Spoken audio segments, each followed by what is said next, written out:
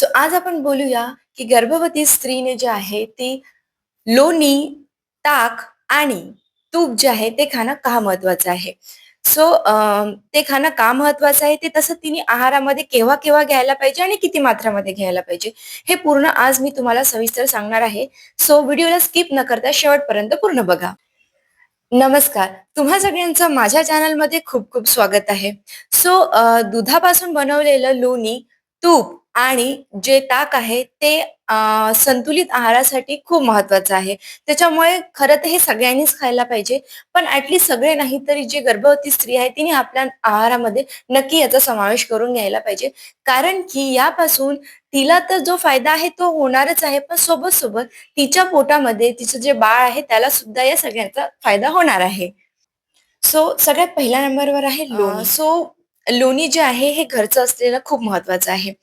लोणी जे आहे हे ताकद वाढवणारं आहे, हे जीवनशक्ती वाढवणारं आहे आणि उत्तम कांती देणारं आहे. त्याच्यामुळे लोण्याचा समावेश करून घेणं हे खूप महत्वाचं आहे. आता बेसिकली खूप साऱ्या बायकांना हा त्रास होत असतो.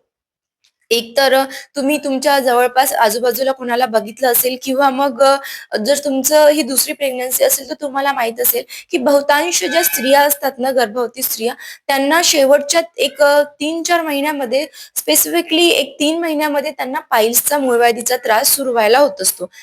जर तुम्ही सुरुवातीपासनं लोण्यासोबत जे आहे ते गडीसाखर खाल, 1 ते 2 चम्मच लोण्यासोबत जर तुम्ही गडीसाखर मिक्स करून खाल, तर त्यामुळे जो तुमचा हा पाईल्सचा होणारा त्रास आहे, याला प्रतिबंध लागू शकतो.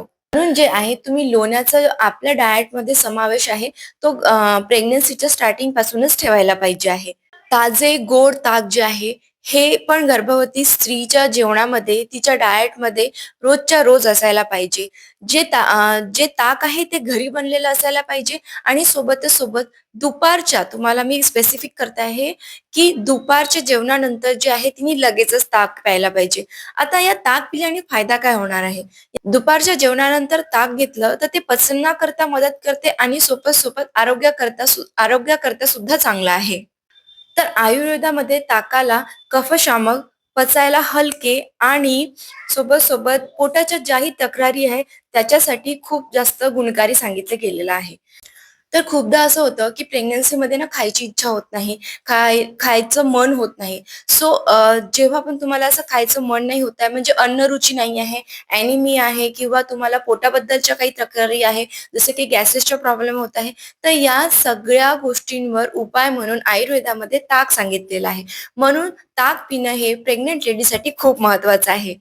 तुम्ही जर बघितलं असेल किंवा जर तुम्हाला माहिती असेल, तर बहुतांश स्त्रियांना जो आहे ते गर्भारपणामध्ये म्हणजे जेव्हा त्या प्रेग्नंट असतात ना, तेव्हा त्यांना अंगावर सूजन येत असते.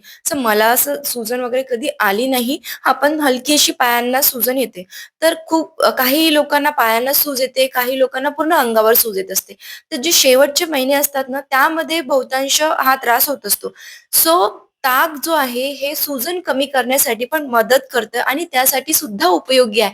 म्हणून गर्भारपणात ताक प्यायला सांगितलेलं आहे आणि त्याच्यामुळे आपण आपल्या आहारामध्ये ताकाचा समावेश करून घेणे हे खूप महत्वाचे आहे.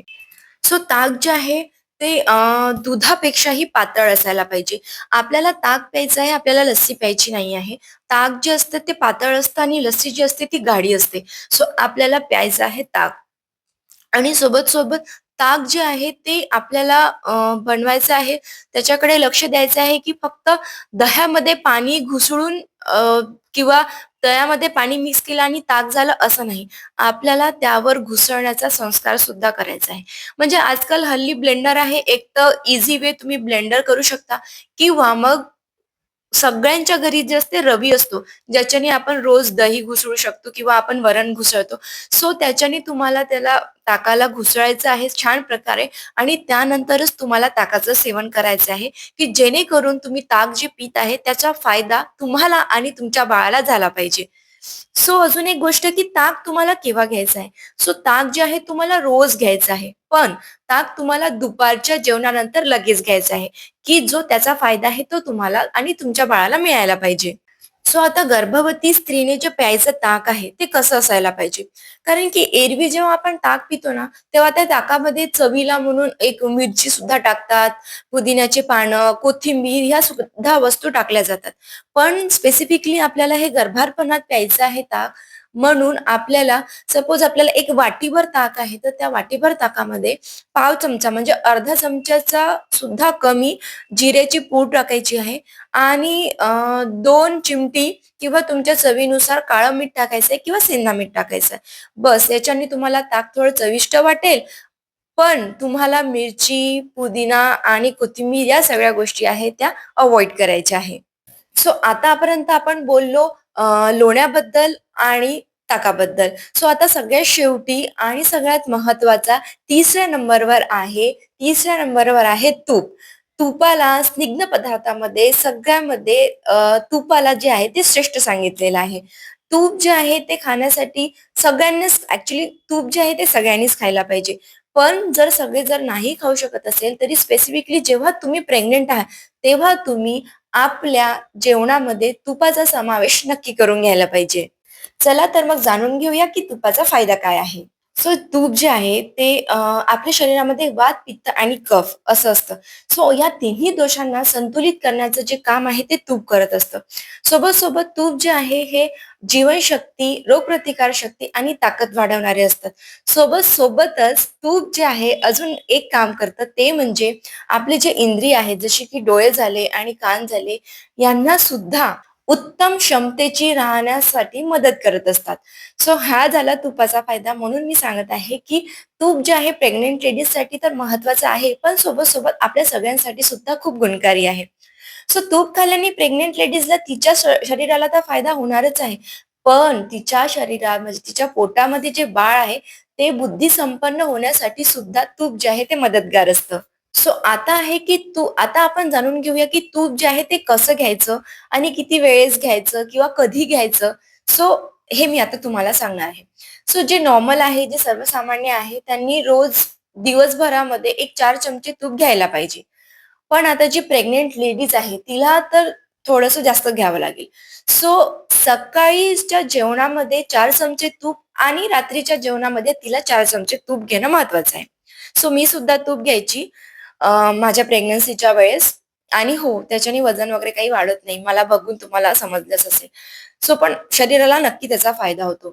सो आणि जर तुम्ही तुपात फोडणी घालत आहात, जसं की तुम्ही आमटी बनवत आहात, वरण बनवत आहात, तर त्यावेळेस सुद्धा तुम्ही तुपाने फोडणी घालू शकता. पण जरी तुम्ही फोडणी घालत असेल, तरी सुद्धा तुम्हाला जेवण करताना तुपाचा समावेश करायचा आहे. 4 चमचे तूप तुम्हाला सकाळी खाणं जेवणामध्ये मस्ट आहे. एक तर तुम्ही तुपात केलेले पदार्थ खा. सोबत जर तुम्ही चपाती खाताय, तर चपातीला तूप लावा. वरण-भात खाताय तुम्ही त्यावरही तूप जे आहे ते टाकू शकता किंवा वरणामध्ये जे आहे ते तूप टाकून तुम्ही वरण पिऊ शकता. सो अशा प्रकारे तुम्हाला तुपाचं सेवन करायचं आहे सकाळी आणि रात्री दोन्ही वेळेस. जर तुम्हाला घरी कढवता आलं तूप गाईचं तर खूपच चांगलं आहे. नाहीतर तुम्ही बाहेरूनही आणत असेल तूप तरी ते गाईचं असणं हे जर तुम्ही एक लक्षात घेतली गोष्ट तर खूप फायद्याचं आहे. कारण की गाईचं जे तूप आहे तेच आयुर्वेदामध्ये आपल्याला गुणकारी सांगितलेलं आहे. सो या झाल्या खूप छोट्या-छोट्या आणि बेसिक गोष्टी. मी यातल्या गोष्टी फॉलो केलेल्या आहे. सो या छोट्या-छोट्या गोष्टी घेऊन आपल्या डाएटमध्ये घेऊन तुम्ही स्वतःची हेल्थ पण छान ठेवू शकता आणि होणाऱ्या बाळाला पण छान ठेवू शकता. सो बी हॅपी तुमच्या प्रेग्नन्सीमध्ये या डाएट सोबत खूप महत्वाचं आहे आपलं स्वतःचं आनंदी राहणं. सो आनंदी राहा. या छोट्या-छोट्या गोष्टी आपल्या डाएटमध्ये ॲड करा. छोट्या-छोट्या गोष्टींचा फायदा करून घ्या आणि हो, व्हिडिओ जर आवडला असेल तर व्हिडिओला लाईक, शेअर आणि कमेंट करा आणि चॅनलला सबस्क्राईब करा. भेटूया नेक्स्ट व्हिडिओमध्ये नेक्स्ट इन्फॉर्मेशन सोबत. तोपर्यंत bye and thank you for watching this video.